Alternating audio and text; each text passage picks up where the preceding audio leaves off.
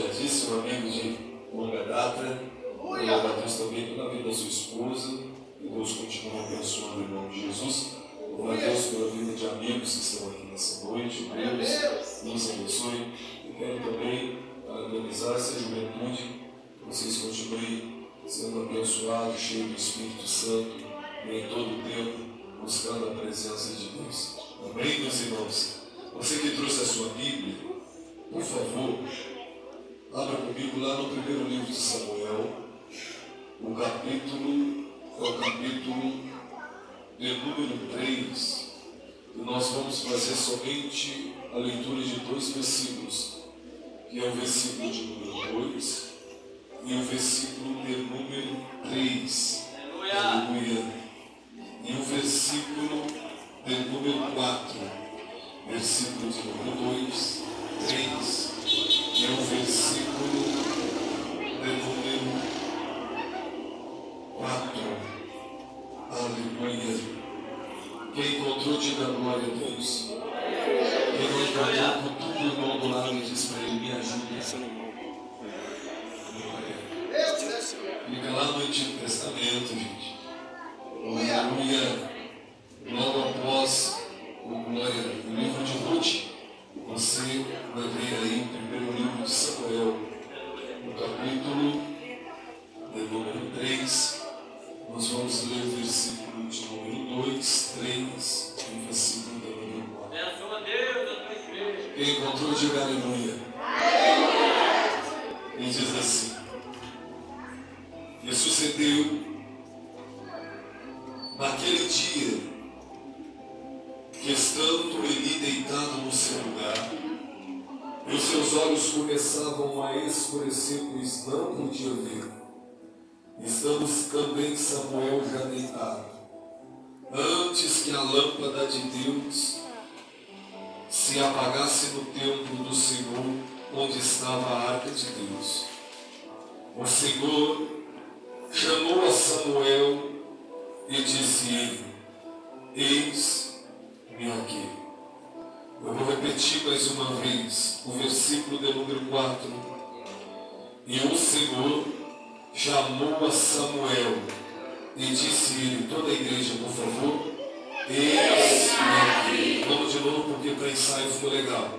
O Senhor chamou a Samuel e disse-lhe: eis-me aqui. Pode ser sentado no glória.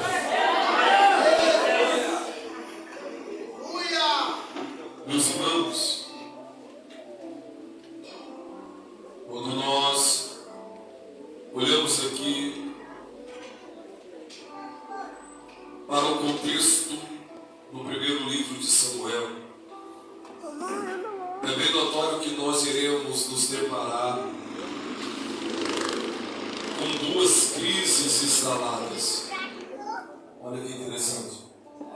Quando nós olhamos para o contexto do livro de Samuel, nós vamos nos deparar com 2 crises instaladas.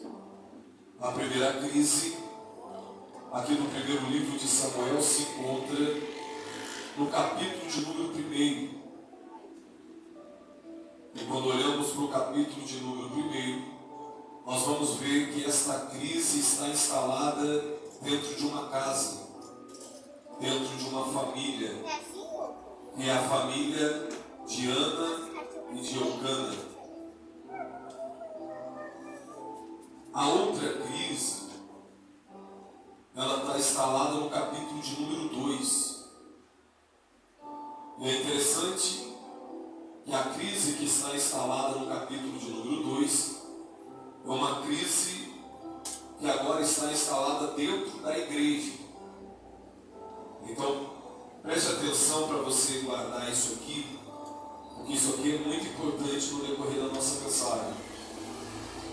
A primeira crise, que nós vamos ver aqui, contextualizando o primeiro livro de Samuel, nós vemos ela no capítulo de número 1, que é uma crise que está instalada dentro de uma casa, dentro de uma família, na família de Ana e na família de Eucana. A segunda crise, ela está no capítulo de número 2, que é uma crise que está instalada agora dentro da igreja. Então olha que interessante, é que essas duas crises, ela também tem as suas raízes, ou seja, aquilo que gerou essas crises. Então preste atenção que a crise do capítulo 1, ela é uma crise que tem a sua raiz no céu. E por que eu digo que a crise do capítulo 1 tem a sua raiz no céu? Porque foi o céu que gerou essa crise dentro da família do capítulo de número 1. A crise do capítulo de número 2, ela também tem a sua raiz. E onde é a raiz da crise do capítulo de número 2? A raiz da crise do capítulo de número 2, ela tem a sua raiz no pecado. Porque o que está gerando a crise do capítulo 2 é o pecado que adentrou para dentro da igreja. Então olha que interessante isso daqui. A crise no capítulo de número 1, ela foi gerada pelo céu. A crise do capítulo de número 2, que está dentro da igreja agora, ela foi gerada pelo pecado. Repita comigo, a crise do capítulo 1 tem sua raiz no céu. A crise do capítulo de número 2 tem sua raiz no pecado. No pecado. E o interessante é que a crise do capítulo de número 2 é uma crise que está instalada dentro da igreja, porque o pecado entrou dentro da igreja. E o detalhe, gente, é que o pecado, quando ele entra dentro da igreja, ele faz um arrasto. Ele destrói. E o detalhe do capítulo 2 aqui é porque o pecado agora está adentrando dentro da igreja. Porque o capítulo 2 nos mostra que o pecado agora entra dentro da igreja e entra por aqueles que não podiam entrar. Ou seja, a Bíblia diz que o pecado entra dentro da igreja, aqui no capítulo de número 2, no primeiro livro de Samuel, através da vida dos dois sacerdotes que cuidavam do templo. E quem eram esses sacerdotes? Eram Hófni e Finéias, filhos do sumo sacerdote Eli. Então olha que interessante, o pecado entra dentro da igreja e está causando uma crise. E por quem está entrando? Está entrando por quem não podia entrar. Está entrando dentro da igreja por aqueles que tinham a responsabilidade de zelar por aquilo que é santo, de zelar por aquilo que é sagrado, de zelar por aquilo que é espiritual. Mas eles agora não. Eles estão permitindo que o pecado entre dentro da igreja. Através do quê? Através da prostituição, através da fornicação, através do adultério, da profanação daquilo que é santo, daquilo que é sagrado. Então olha que interessante, é que há uma crise instalada dentro da igreja ao ponto de neste tempo aqui Deus não falar mais com a igreja. A Bíblia diz no capítulo 2 que era escassa a voz de Deus aqui, porque aonde habita o pecado Deus não opera. É por isso que não adianta nada você pular aqui na igreja, você rodar aqui na igreja, você falar em línguas estranhas aqui na igreja, mas lá na tua escola você dá mau exemplo, lá na tua casa você dá mau exemplo. Não respeita o pai, não respeita a mãe, grita mais alto que o pai dele. Isso aí que você está fazendo não adianta nada, porque a única coisa que separa o homem de Deus é o pecado. E se tem pecado, não tem presença de Deus. Se tem pecado, não tem a voz de Deus. Se tem pecado, Deus não opera, Deus não trabalha.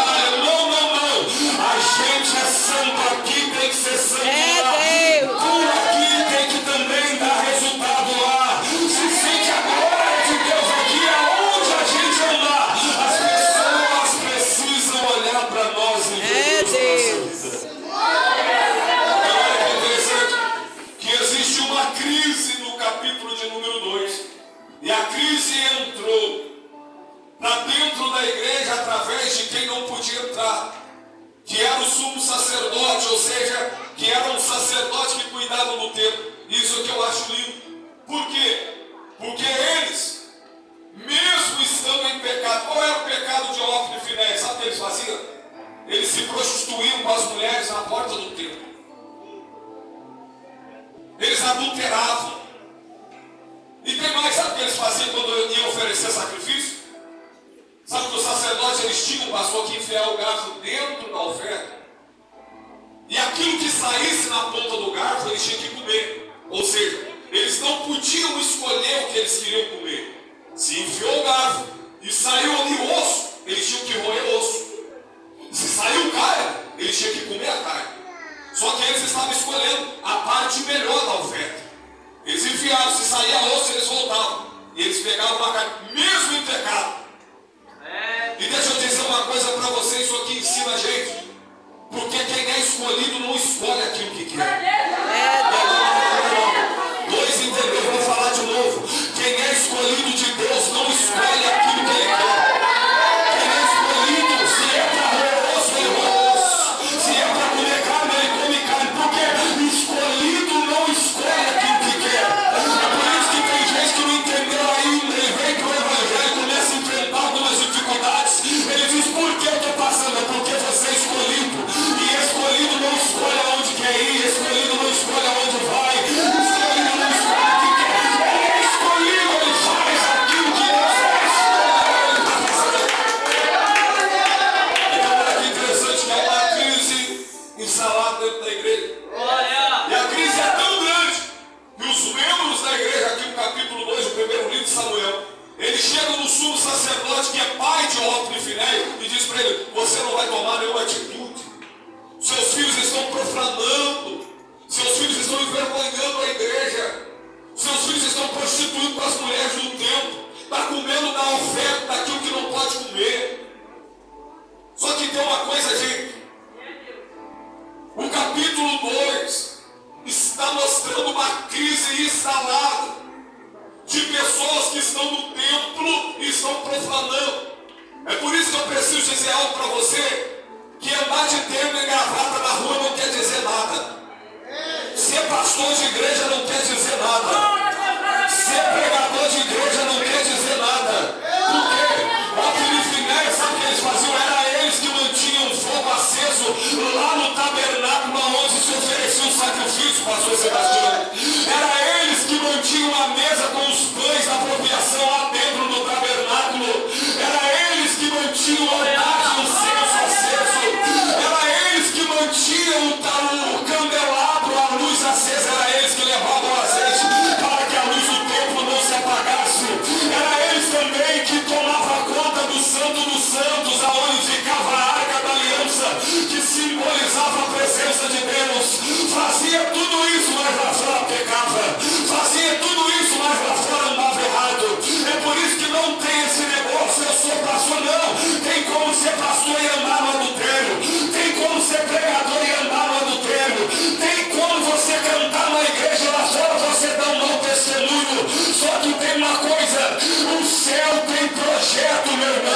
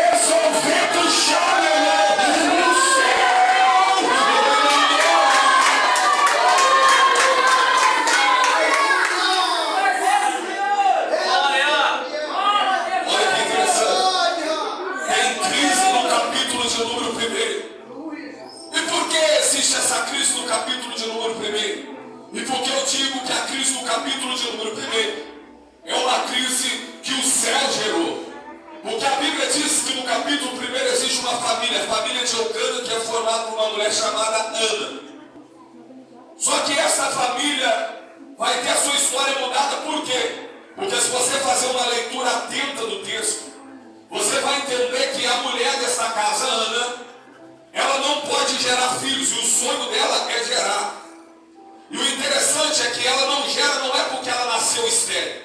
A Bíblia vai dizer no capítulo 1, pastor Sebastião, que Deus cerrou a madre de Ana. Pega isso aqui. Não foi ela que nasceu estéril. A Bíblia está dizendo que foi Deus que cerrou a madre de Ana. Foi Deus que tornou a madre de Ana infrutífera. Foi Deus que disse: ela não vai gerar. E isso causou crise dentro da família. Por quê? Porque Ana não podia gerar. E a tradição dava liberalidade. Se ela não gera, Eucana podia arrumar outra mulher que desse filhos a ele para dar continuidade à sua geração. Só que o problema é que então Eucana ele arruma uma mulher. E qual era a mulher? A mulher tem o nome de Penina. E diferentemente de Ana, que não gera, Penina tem a sua madre aberta. Ela pode gerar. E ela deu filhos a Eucana. E isso causou tristeza em Ana. Por quê? Porque além de Penina gerar, Penina tem uma característica. Eu sei que aqui na igreja não tem isso, mas lá na minha cidade tem muito crente assim, que é aquele crente que tem e faz questão de mostrar para o outro que tem. Ele diz: eu tenho, mas você não. Eu gero, mas você não. Eu posso, mas você não pode. Eu tenho, mas você não tem. Aquele crente que persegue, gosta de jogar na cara do outro. Então Penina não sofre simplesmente com o problema de não poder gerar. Ela sofre com o problema de ter dentro de casa, pastor Sebastião, alguém que gera e ainda fica jogando na cara dela, zombando dela. Só que tem uma coisa, Ana também tem uma característica. Qual é a característica de Ana? Ana tem a característica daquela que mesmo em meio à luta nunca deixou de orar. Ela ora, ela busca, ela sobe para o tempo, está em crise, mas está orando, está em crise, mas está buscando, está em crise, mas ela não deixa, ela sabe quem ela serve. Então olha que interessante, no meio da crise que está causada dentro da casa de Ana, tem alguém que persegue, tem alguém que afronta, tem alguém que joga na cara, mas tem alguém também que em todo o tempo que está com o joelho no chão dizendo: eu sei quem tem o Cristo, eu sei quem tem o Espírito, eu sei quem tem. Glória a Deus. Agora olha que interessante isso aqui, filho. É porque parece que no capítulo de número 2, Deus fechou os olhos para a crise que está acontecendo na igreja. Só que não. Porque a crise está instalada, o pecado entrou dentro da igreja, e Ópio e Finés estão fazendo o que eles acham que devem fazer. Só que aí no versículo 35 do capítulo 2, olha o que Deus vai dizer para o subsacerdote Eli, que era o pastor presidente da igreja, pai de Ópio e Finés. Ele diz o seguinte: olha, e eu suscitarei para mim um sacerdote fiel, que procederá segundo o meu coração e a minha alma, e eu lhe edificarei uma casa firme, e andará sempre diante do meu ungido. E será que todo aquele que restar da tua casa, olha o que Deus está dizendo para ele, inclinar-se adiante dele por uma moeda de prata e por um bocado de pão, e dirá: rogo-te que me admitas algum ministério sacerdotal, para que possa comer um pedaço de pão. Sabe o que Deus está dizendo para ele aqui? A tua casa vai cair. Sabe o que Deus está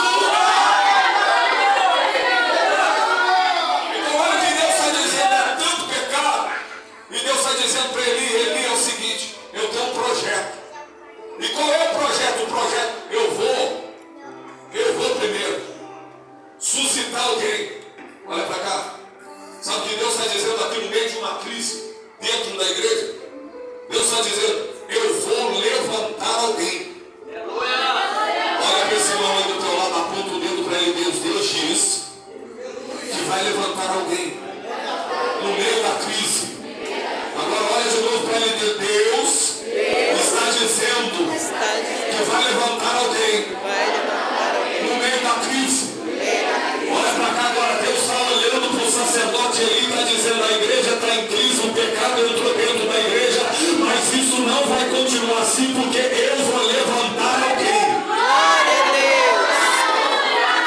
Então olha que interessante, agora você vai dar um glória melhor, sabe por quê? Porque no capítulo 2, no meio da crise, meu Deus está dizendo, eu vou levantar alguém. Só que lá no capítulo 1 também tem crise, lá no capítulo 1 também tem crise, e lá alguém está gritando, eu quero gerar. No capítulo 2 Deus está dizendo, eu vou levantar alguém. No capítulo 1 alguém está gritando, eu quero gerar. No capítulo 2 eu vou falar de novo, Deus está dizendo, eu quero levantar alguém. No capítulo 1, no meio de uma crise, alguém está dizendo, eu quero gerar. Agora olha que interessante esse negócio, pastor Sebastião, porque no capítulo 2 Deus está falando, eu quero levantar alguém. No capítulo 1, no meio de uma crise, alguém está dizendo, eu quero gerar. Então peraí, no capítulo 2 Deus está dizendo, no meio da crise eu quero levantar alguém. Na crise do capítulo 1 tem uma mulher desesperada gritando, dizendo, eu quero gerar. Só que tem uma coisa, Deus não levanta ninguém de qualquer jeito. Por quê? Porque o céu tem projeto. E o projeto de Deus só vai se encaixar na vida de quem tem propósito. Presta atenção, eu vou falar de novo. O projeto de Deus só vai se encaixar na vida daquele que tem propósito. Porque se fosse simplesmente pelo fato de Deus levantar alguém, Deus pegava e levantava os filhos de Penina. Só que Deus não levantou. E por que Deus não levantou o filho de Penina se ele queria levantar alguém da casa de Eucana? É porque Penina não tinha propósito. E o projeto só vai se encaixar na vida de quem tem propósito. Então olha que interessante, no capítulo 2 Deus está dizendo, eu vou levantar alguém para acabar com a bagunça que está acontecendo dentro da igreja. Aí no capítulo 1 alguém está gritando e dizendo, eu quero gerar, eu quero dar luz aos filhos. Então há uma necessidade de Deus levantar alguém, mas Deus precisa levantar alguém que vai nascer debaixo de um propósito. Vou falar de novo. Há necessidade de Deus no capítulo 2 levantar alguém. Só que Deus não pode levantar qualquer um. Ele tem que levantar alguém que tem um propósito, que vive debaixo de um propósito. Eita, glória! Agora olha que interessante isso aqui. É porque uma das características de Ana é orar. E no dia de oferecer sacrifício, Ana subiu lá para o templo. Agora olha que interessante. Só que neste dia que ela sobe, ela subiu. Glória a Deus. Ela subiu decidida a ter uma conversa diferente com Deus. Ao ponto de quando ela começa a orar lá no templo, Eli, o sacerdote que já tinha perdido a visão, ele olhou para ela e achou que Ana estava bêbada, quando na realidade não estava. Porque entenda uma coisa, quem tem propósito, a oração dele confunde o outro. Não, vou falar de novo.